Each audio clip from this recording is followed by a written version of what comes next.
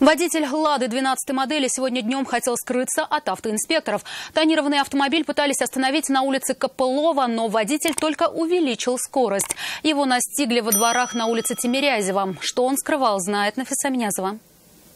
А вы не выпивали?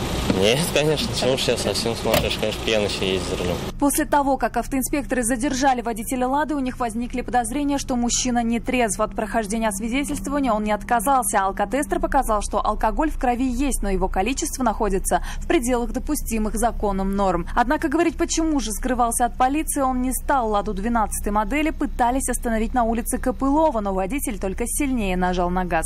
Мы слышали, что за вами погоня была якобы. Да не знаю, не было погони, может. А что вообще не так? С тонировкой как-то? Да, с тонировкой все не так.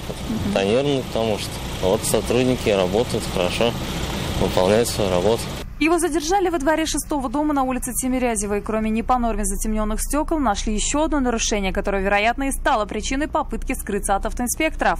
А вы права получали? Нет, не получал. Ну, почему ездите так?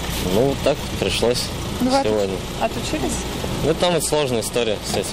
Сейчас молодому человеку грозит штраф от 5 до 15 тысяч рублей за езду без водительского удостоверения, штраф за тонировку и неподчинение сотрудникам полиции. Автомобиль на штрафстоянку отправлять не стали. Его забрала супруга мужчины. Нафиса Минязова, Наиля Абдулин.